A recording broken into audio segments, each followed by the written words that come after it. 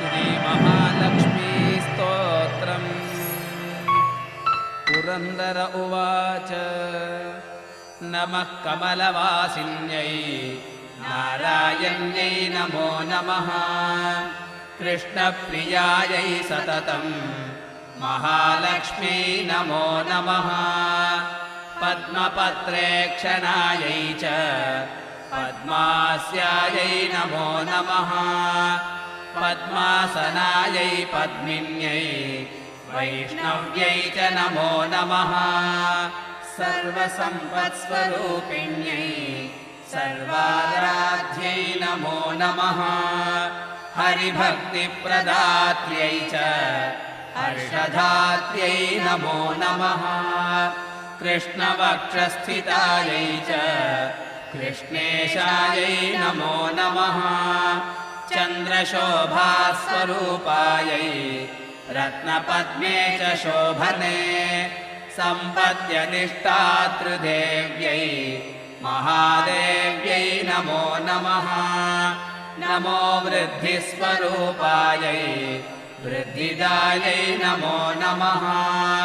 वैकुण्ठे या महालक्ष्मीः या लक्ष्मीः क्षीरसागरे स्वर्गलक्ष्मीरिन्द्रगेः राजलक्ष्मीर्नृपालये गृहलक्ष्मीश्च गृहिणा गेहे च गृहदेवता सुरभिः सागरे जाता दक्षिणा यज्ञकामिनी अतिथिर्देवमाता त्वं कमला कमलालया स्वाहा त्वं च हविर्दाने गव्यदाने स्वधा स्मृता त्वं हि विष्णुस्वरूपा च सर्वाधारा वसुन्धरा शुद्धसत्त्वस्वरूपा त्वं नारायणपरायणा क्रोधहिंसावर्जिता च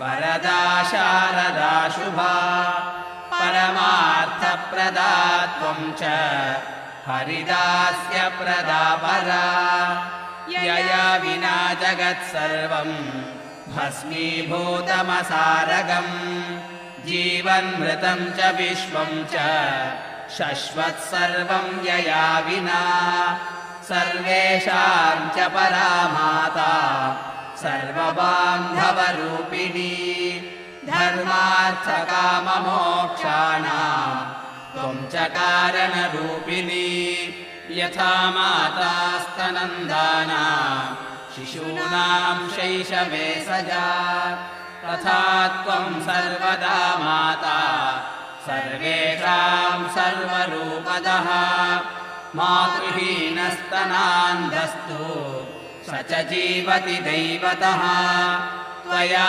हीनो जनः कोऽपि न जीवत्येव निश्चितम् सुप्रसन्नस्वरूपा त्वं मां प्रसन्ना भवाम्बिके वैरिग्रस्तं च विषयं देहि मह्यं सनातनी अहं यावत् त्वया हीनो बन्धुहीनश्च भिक्षुकः सर्वसम्पद्विहीनश्च तावदेव हरिप्रिये ज्ञानं देहि च धर्मं च सर्वसौभाग्यमीप्सितम् प्रभावं च प्रतापं च सर्वाधिकारमेव च जयं पराक्रमं युद्धे परमैश्वर्यमेव च इत्युक्त्वा च महेन्द्रश्च सर्वैः सुरगणैः सह प्रणनाम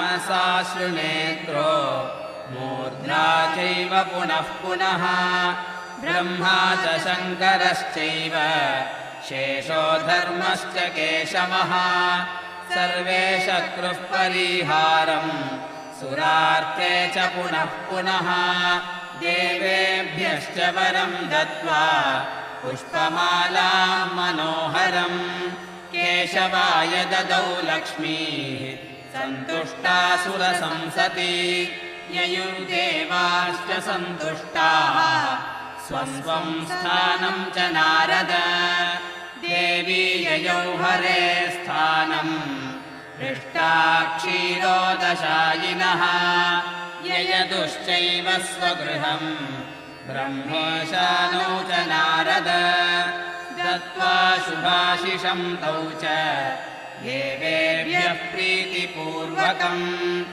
इदं स्तोत्रं महापुण्यम् त्रिसन्ध्यं यः पठेन्नरः कुबेरतुल्यः स भवेत् राजराजेश्वरो महान् पञ्चलक्षजपेनैव स्तोत्रसिद्धिर्भवे नृणाम् सिद्धस्तोत्रं यदि पठेत् मासमेकं तु सन्ततम् महासुखी च राजेन्द्रो भविष्यति न संशयः।